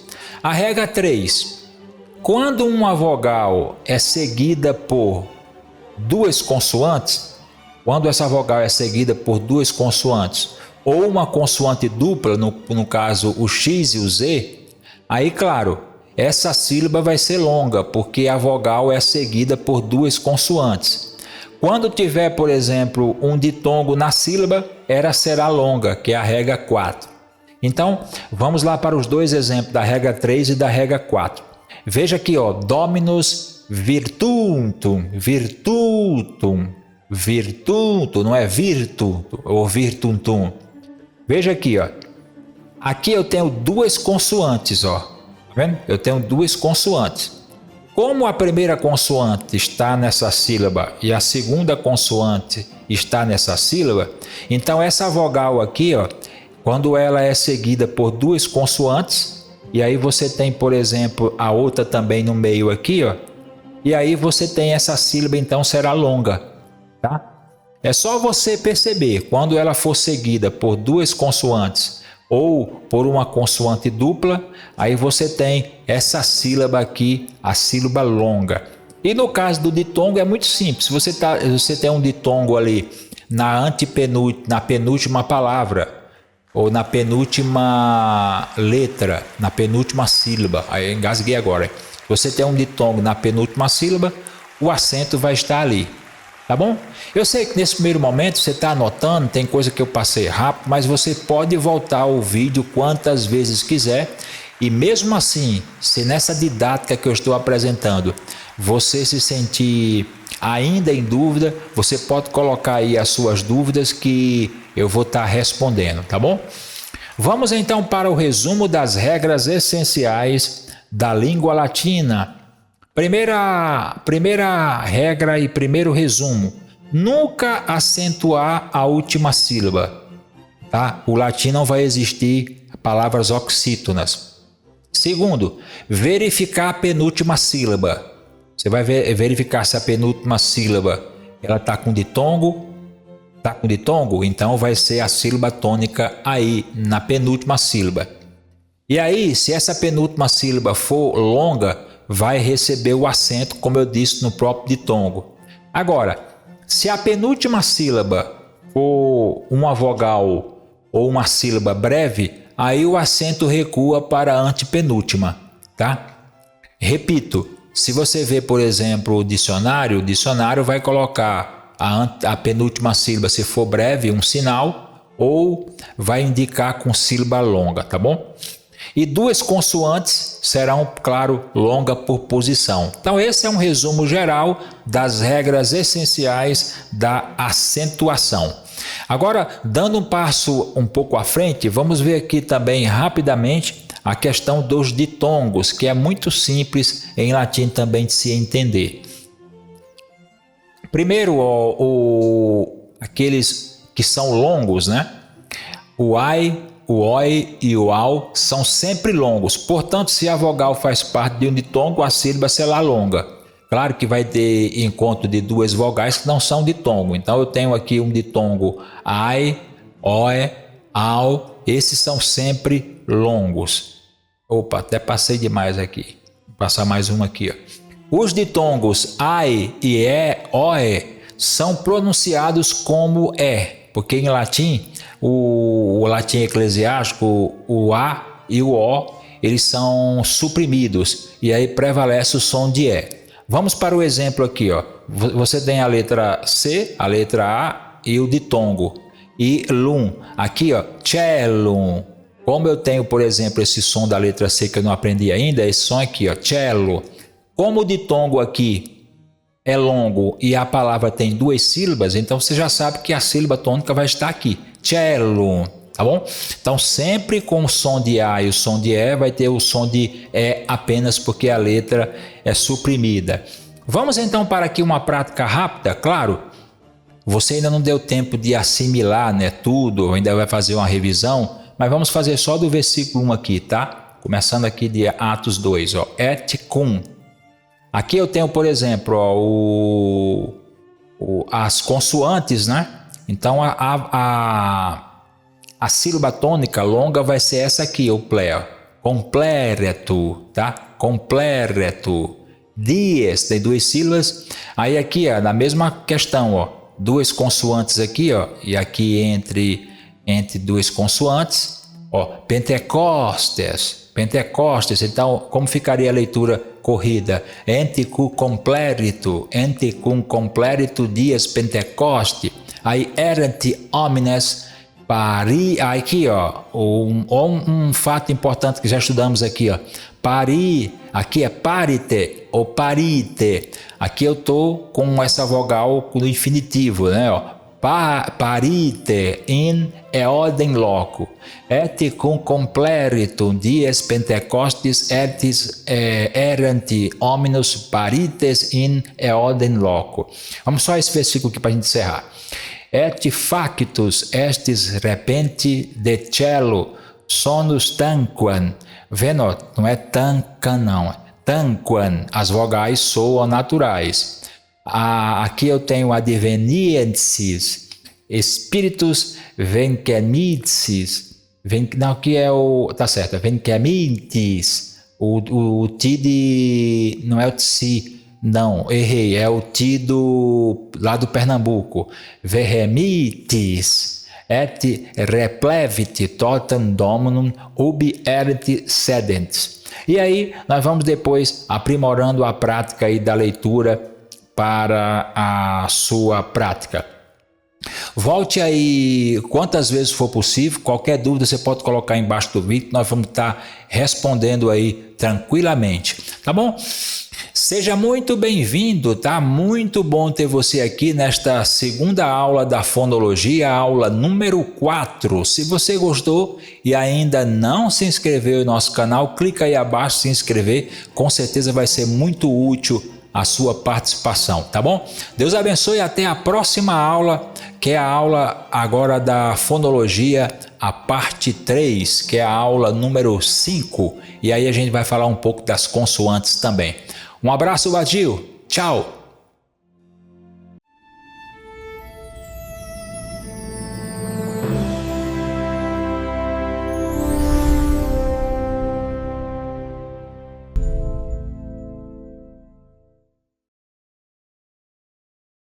Fala aí, meus queridos, tudo bem com vocês? Eu sou o professor Jean Carlos, sou professor de grego e latim e esse é o seu canal, o canal do professor Jean Carlos, Entre os Manuscritos. Aqui vocês têm letras clássicas, traduções da Bíblia e crítica textual se você gosta desse conteúdo, se você se identifica com esse conteúdo, já clica abaixo em inscrever-se e ative as notificações todas as vezes que eu colocar um vídeo aqui, pelo menos em tese o YouTube te notificará. Se você conhece também alguém da sua família, alguém da sua cidade ou alguém da sua igreja que gosta desse tipo de conteúdo, envie também para ele o link para que ele possa se inscrever, porque nós estamos recém-criados com esse canal e precisamos chegar aí a 1000 inscritos, tá bom?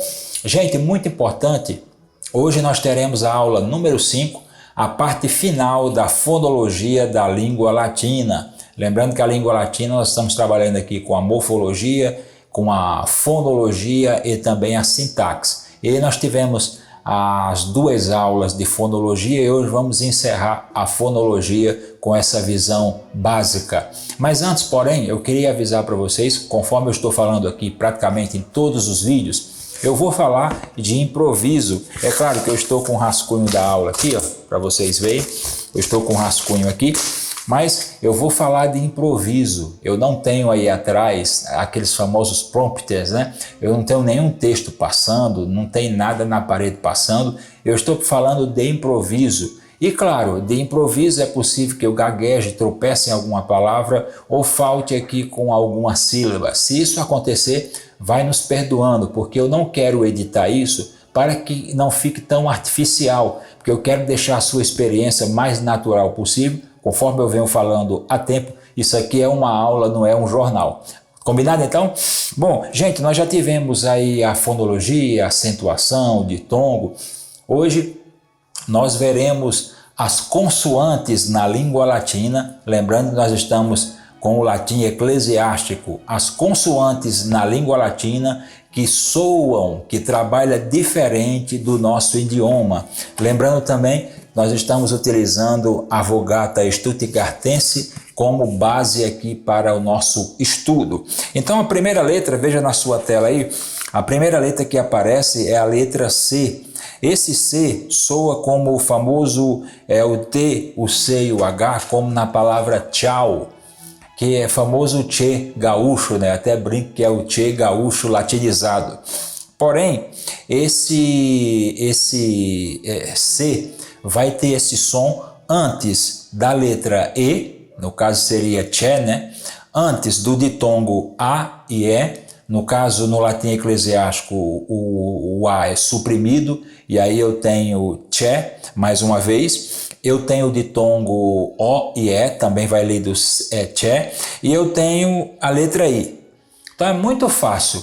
Quando o C aparecer antes do E, antes dos ditongos e da letra I, aí eu vou ler com som de, como na palavra tchau, o tchê, tchê, o ti e o tchê, o tchê, o tchê e o ti, já que os 2 ditongos as letras são suprimidas. Viu como é fácil? Tá bom? Claro, na forma germinada com 2C, então leremos também etche. Eu vou ler etche porque tem a forma germinada. Essa é a letra C, a consoante C. Nunca, nestes casos aqui, vai ser lido como, por exemplo, como sibilante. Veja que na palavra bacia é um C. Mas neste caso aqui vai ser lido como esse som de TCH. O segundo exemplo de consoantes que soam diferente na língua latina, aqui no caso são as consoantes duplas. Veja essa imagem aí, ó. O CH pode ser pronunciado com o som de C como na palavra casa. Por exemplo, esquédula é exatamente o som da letra K, né, da língua grega. Esse som de C como na palavra casa. Eu acabei de falar aqui da palavra bacia, não vai ser o som como na palavra bacia, sempre esse som de K que é aqui, e aí eu vou terminar por aqui para não dar cacofonia.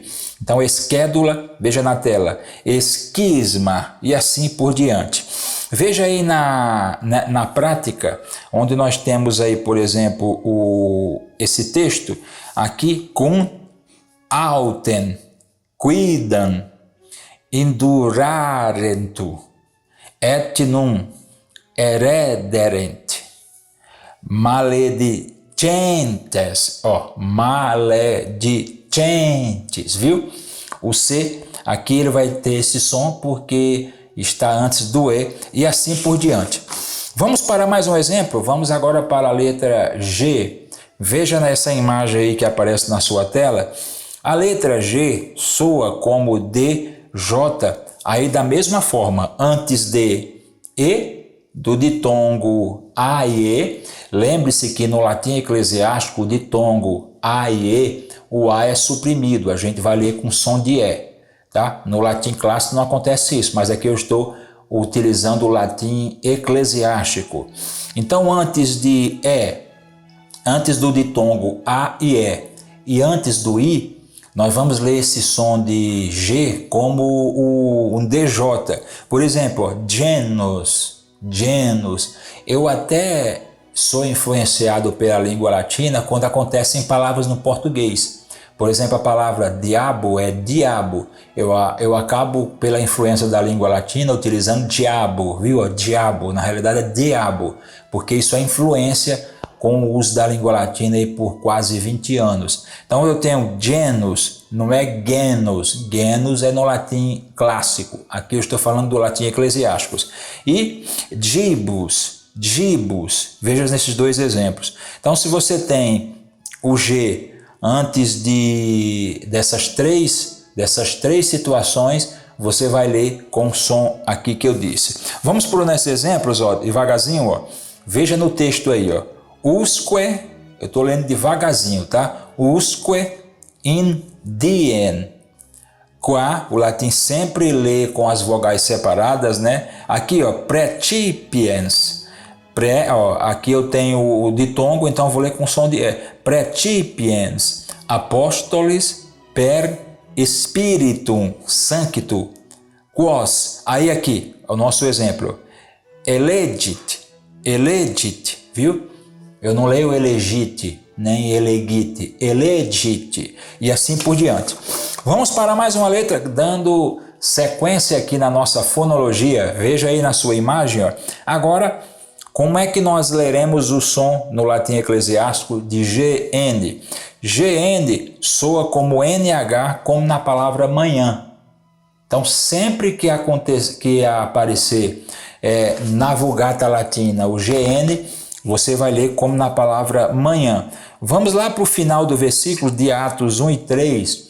Veja aí, ó, depois da última vírgula. Et loquens, de reion dei. Viu? Eu não leio regno, regno é a portuguesada. Então eu leio reio dei. Por quê? Porque o G e o N a gente vai ler no latim eclesiástico com o som de NH, como na palavra manhã. Viu como é fácil? Vamos então para mais uma consoante em latim. Veja na sua tela, no caso a consoante S. S é sempre sibilante e nunca soará como Z.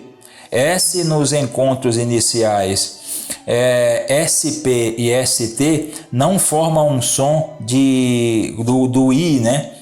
Tá? É o S mesmo, espes, stabat, viu? Não é o I não, stabat não, é espes não, é o som de S mesmo, espes e stabat. E se ele estiver sozinho, sempre será lido com um som sibilante, né? O som esse como em português, o assado, né? Assada e etc. Vamos para a nossa prática aqui, ó. Quibus, vamos lá o texto aí, quibus et prebuit. Aí, ó, seispissum. Eu não li, ó, seispissum não, tá bom? Então sempre o S com som sibilante. Vamos para mais uma letra, já estamos caminhando para o final da nossa aula, a parte final, a aula 5 da fonologia. Agora, qual será o comportamento na Vulgata Latina e no latim eclesiástico da consoante C, ou melhor, da consoante S e C? Diante de E e de I, soa como X, como na palavra xarope. Olha que interessante, gente. Então, ó, antes de E e de I, nós leremos o som de S e de C com som de X, como na palavra xarope. Vamos para o nosso exemplo aqui, a nossa prática, ó. Et Aqui eu tenho um encontro do S e do C entre a terceira e quarta sílaba. Então o que é que eu tenho aqui? Convergence. Viu? Chance. Porque eu tenho o S e o C. Então eu vou ler com som de X. O outro exemplo, descendente. Viu? Descendente. Porque eu tenho o encontro do S e do C.